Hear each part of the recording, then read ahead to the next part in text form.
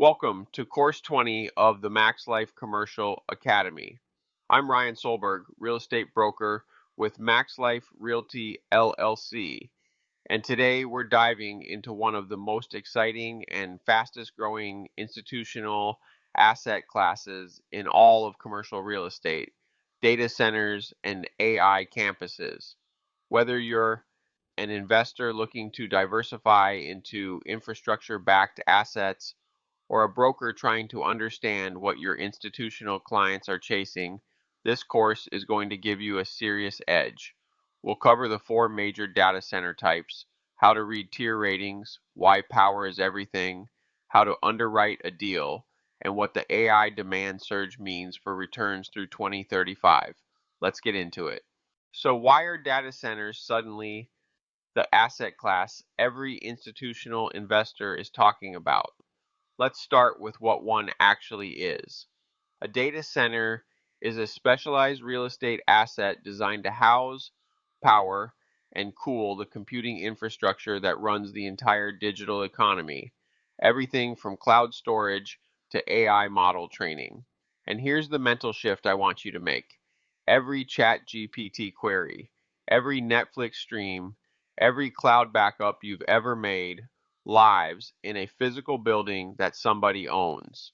The internet isn't floating in the air, it lives somewhere, and that somewhere is real estate.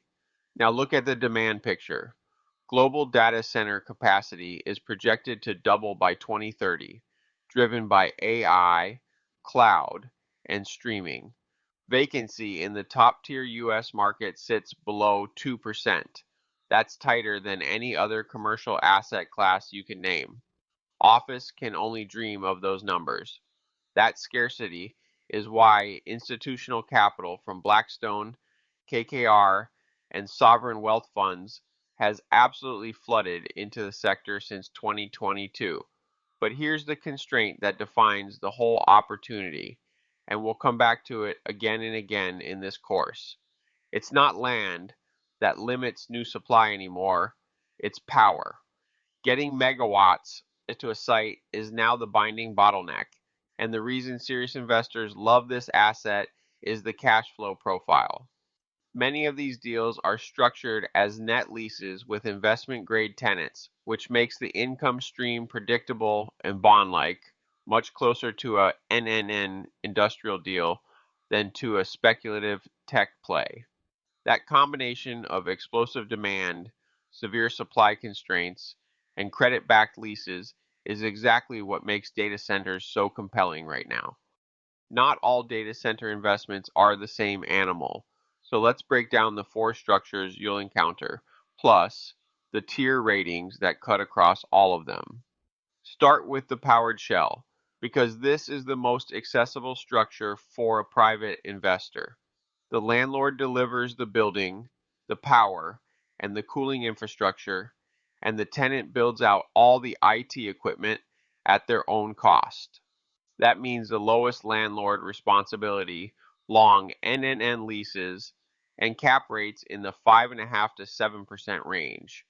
If you understand a net lease industrial deal, you can understand a powered shell. Next is colocation, where multiple tenants rent rack space, cages, or suites inside one facility. You get stronger diversification across tenants, but a lot more operational complexity, and those trade around 5 to 6.5.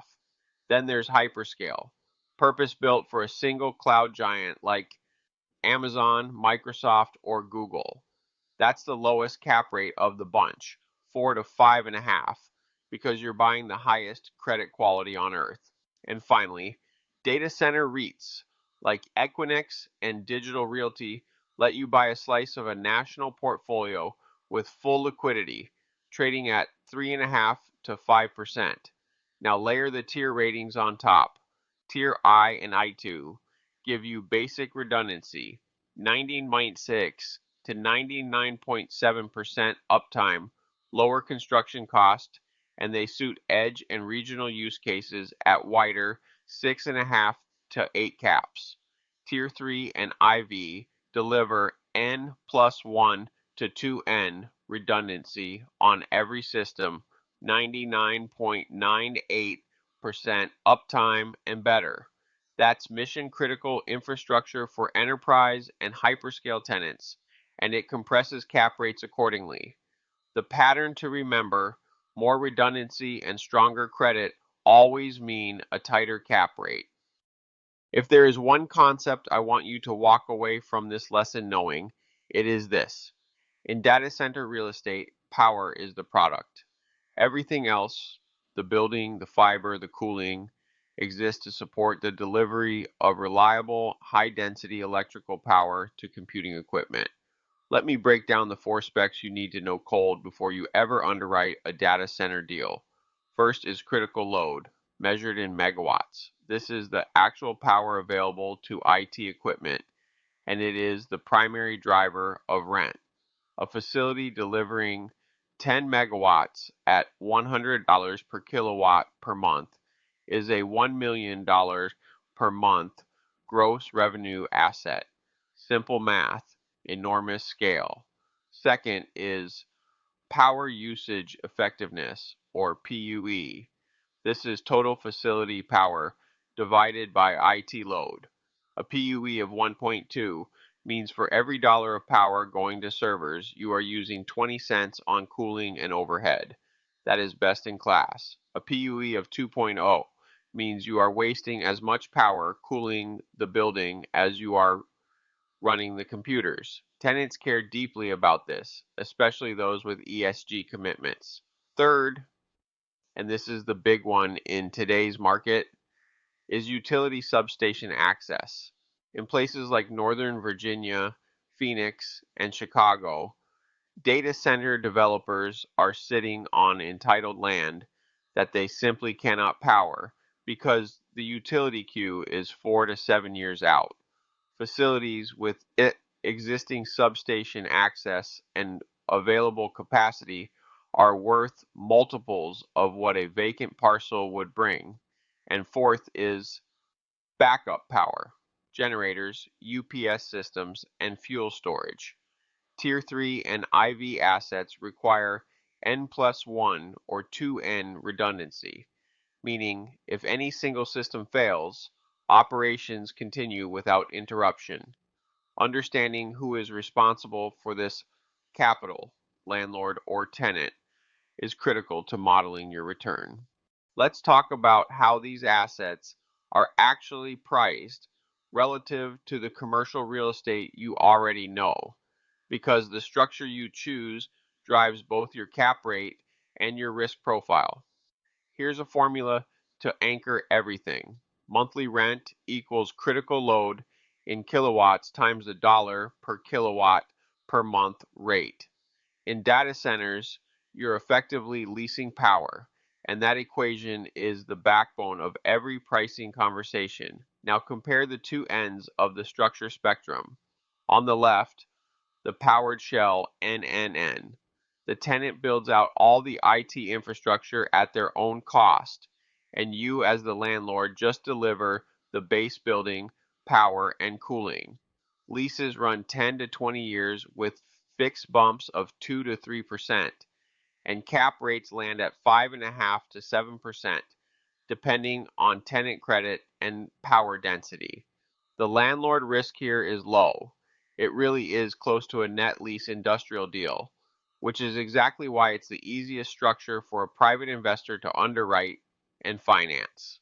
On the right side, you've got colocation and hyperscale.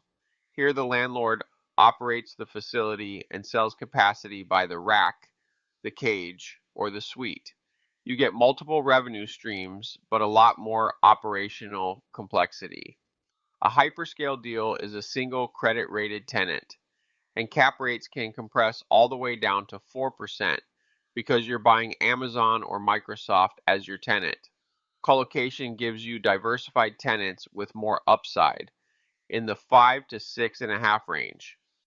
Both of these command significant premiums over traditional industrial or office, and both are dominated by institutional buyers, which means as a private investor, you're competing at the margin. That's precisely why I steer most individual clients toward the powered shell structure first. Florida does not make anyone's shortlist when they think Tier 1 data center markets. That conversation starts in Ashburn, Phoenix, Chicago, and Dallas. But Florida is increasingly on institutional radar as a Tier 2 market with a specific set of advantages worth understanding. Start with Miami. The reason Miami matters is fiber connectivity to Latin America and the Caribbean. When a financial institution in Sao Paulo or a media company in Mexico City needs low latency connectivity to North America, Miami is the landing point for subsea cables. That creates durable colocation demand that is not going anywhere. Tampa Bay is growing fast. FPL and TECO are both expanding industrial power infrastructure. Land costs are a fraction of Northern Virginia, and the enterprise user base, finance, healthcare, defense contractors, is building out rapidly. Orlando is interesting because of the military and simulation cluster around UCF and the defense corridor. These users need data processing that cannot go to a public cloud. They need controlled on-premise or co-location facilities. Now for the headwinds. Hurricane exposure is real. Any Florida data center you evaluate should be Tier 3 at minimum with wind design to Category 4 standards, and that adds meaningful construction costs. Utility interconnection delays are also real. Plan for 24 to 48 months in most Metro Florida markets. But here is the offset. Florida has a statutory sales tax exemption on data center equipment and electricity that is worth millions per year in operating cost savings for large facilities. That incentive is one of the reasons institutional developers are looking harder at Florida than they were 5 years ago. Underwriting a data center deal sounds intimidating, and the institutional models run to hundreds of tabs, but the core framework is actually 4 clean steps, and I want to walk you through each one so you can apply it on your next deal. Step 1 is establishing critical load. You need to know exactly how many megawatts of utility power are delivered to the site, and then you need to haircut that for PUE overhead. If the facility draws 12 megawatts from the grid and has a PUE of 1.2, you have 10 megawatts of critical load available to IT equipment. That 10 megawatts times your lease rate per kilowatt per month is your top line revenue.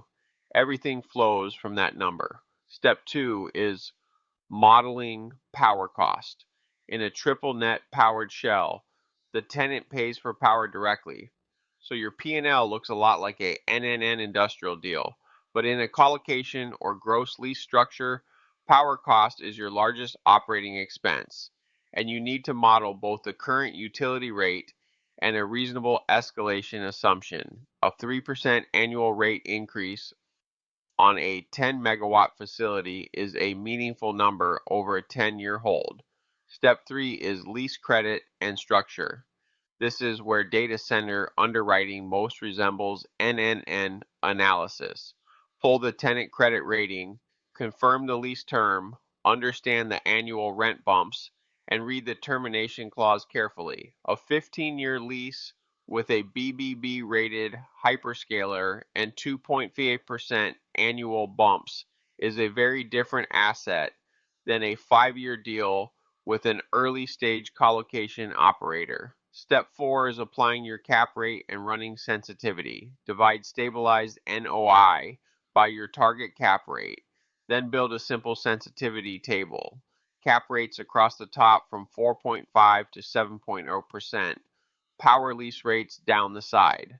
That table tells you exactly what you can pay for the asset and still hit your return. This is the framework.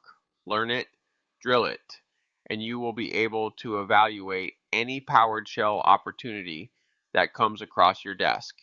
Now let's zoom out and talk about the force driving all of this, the AI demand surge, and what it means for this asset class through 2035. The build-out of generative AI infrastructure is creating a capital expenditure cycle unlike anything the data center sector has ever seen, and the real estate that houses it is in critically short supply. Let me give you the numbers because they're staggering.